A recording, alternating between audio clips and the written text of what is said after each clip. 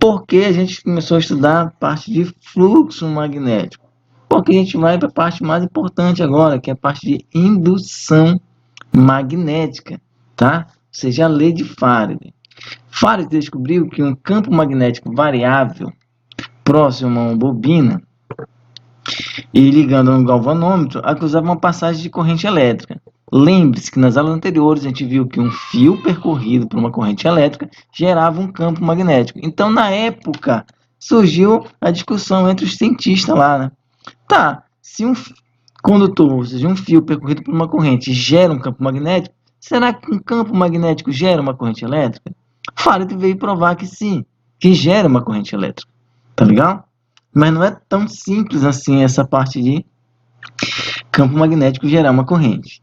Esse efeito de produção de uma corrente em um circuito causado pela presença de um campo magnético é chamado de indução eletromagnética. E a corrente elétrica que aparece é denominada de corrente induzida. Beleza? Entenderam aí? Só que para Faraday não foi tão simples assim ele entender essa parte de corrente elétrica. Primeiro porque ele viu que quando ele...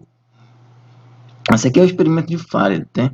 Eu vou colocar aqui o que acontecia para Faraday verificar o experimento dele. Tá legal? Eu vou rapidinho. Então, vamos aqui à simulação. Ele viu o seguinte, aquele experimento de Faraday, ele fez com um eletroímã, tá?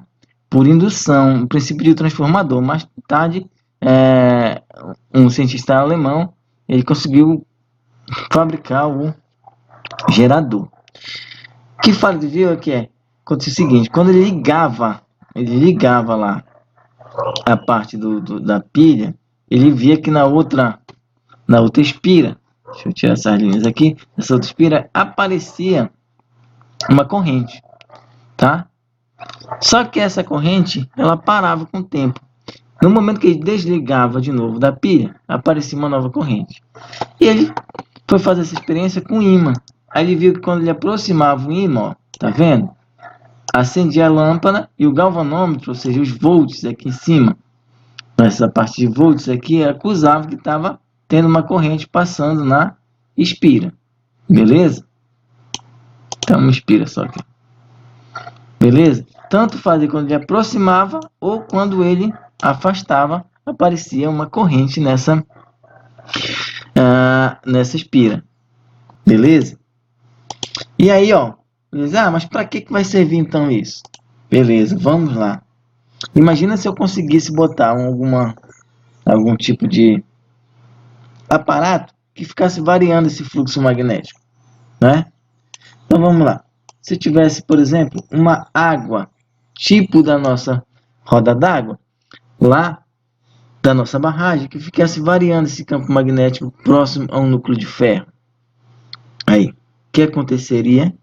Olha aí a geração de energia, tá?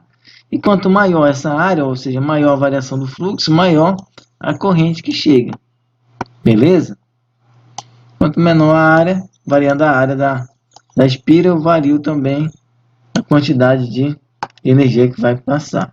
Quanto mais rápida a rotação, ou seja, por 100 RPM, está rodando bem rápido, então está variando esse fluxo magnético, como se eu estivesse aproximando e afastando esse ímã.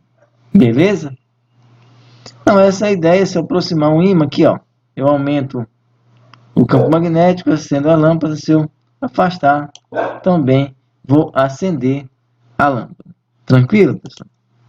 Só para a gente ter uma ideia. Vamos voltar agora para ver, continuar aqui da parte de indução magnética. Então, você já sabe que quando eu vario o fluxo magnético, né, eu vou gerar uma corrente induzida. Bom, vamos lá, a indução. Em vários modos de se obter uma corrente induzida em um circuito, e a gente já apresentou, né? Um circuito pode mover-se em relação a um campo magnético, de modo que o fluxo magnético através da área do circuito varia no decorrer do tempo, tá? Pode-se variar a área do circuito de tal modo que o fluxo do campo magnético através dos circuito varia no tempo, ou o campo magnético dirigido para a superfície pode ser variável no tempo, tá? E aí a gente tem vários meios de variar. Então, vamos obter uma corrente induzida. Como é que a gente vai calcular aí a formalização da lei de Faraday? Ao variarmos o fluxo magnético que atravessa uma espira, é criada uma força eletromotriz, tá?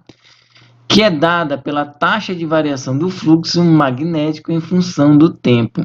E aí a gente vai ter nossa equação linda e maravilhosa para vocês aqui, tá? Onde esse EM é uma força eletromotriz, ou seja, uma FEM, tá? Força eletromotriz. O delta Φ é a variação do fluxo magnético, tá? E o delta T é o intervalo de tempo, beleza?